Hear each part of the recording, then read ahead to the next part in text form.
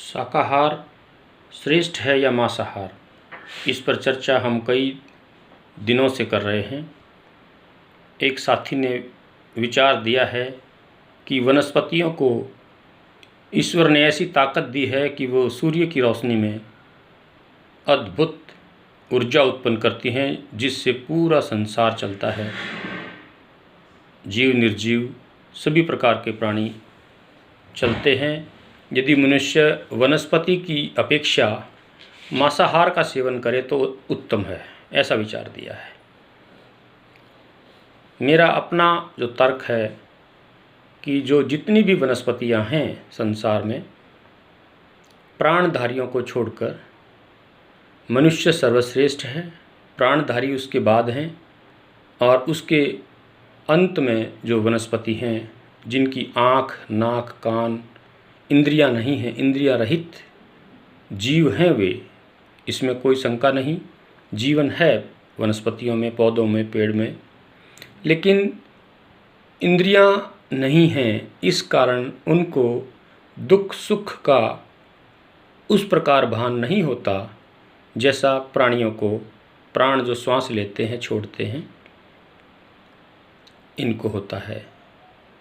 अतः हम थोड़ा विचार करें कि जो हिंसा अवश्य है, यदि हम वनस्पतियों को भी कष्ट देते हैं, अनावश्यक अधिक पेड़ काटते हैं, उनको कष्ट होता है, इसमें कोई शंका नहीं कि हम इस अहिंसा से भी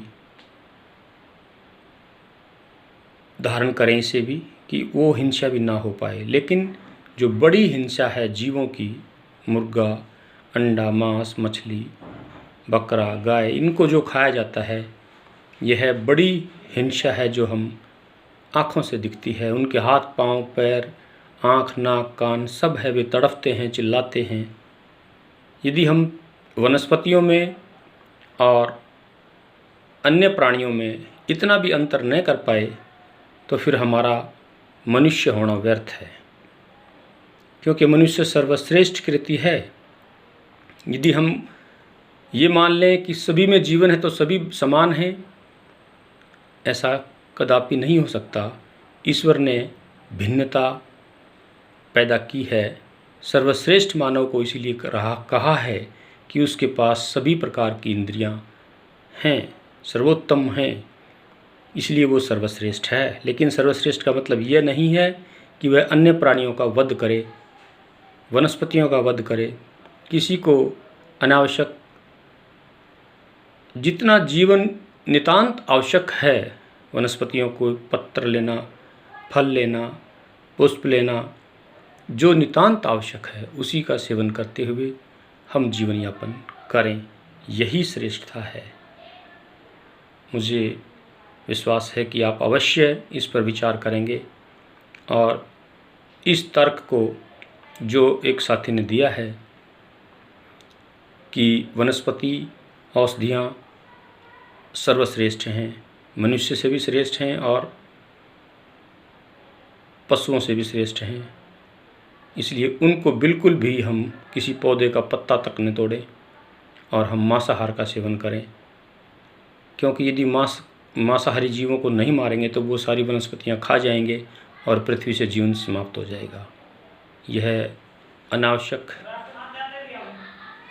मिथ्या अज्ञान का, बुद्धि का प्रलाप है, इसके अतिरिक्त कुछ नहीं है। क्योंकि वेदों में स्पष्ट है कि नशा और मांस का सेवन मनुष्य को वर्जित है। शाकाहारी भोजन, साग, सब्जियां, फल, फूल, ये सब ईश्वर ने सभी प्राणियों के लिए, जो श्वास लेते हैं उन प्राणियों के लिए बनाए हैं। फल, फूल, पत्र वो एक दिखती चीज़ें हैं और आपके फल फूल खाने से कोई पूरी सृष्टि की प्रकृति नष्ट नहीं हो जाएगी। छोटा बड़ा कोई नहीं है। सुई और जहाज़ को आप एक समान नहीं मान सकते कि सुई जो काम कर सकती है वह जहाज़ नहीं कर सकता। इसका मतलब ये नहीं है कि सुई जहाज़ से बड़ी है या सुई का महत्व जहाज़ से अधिक है।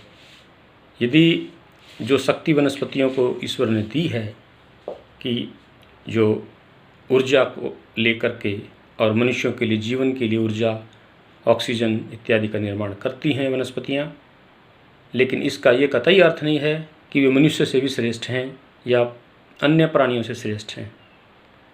तो आशा है कि आप इसे समझ गए होंगे और मांस भक्षण को छोड़कर शाकाहार की ओर प्रवृत्त होंगे, ताकि ये संसार सुखमय और अज्ञान से रहित होकर पूरी दिव्यता के साथ आगे बढ़ सके।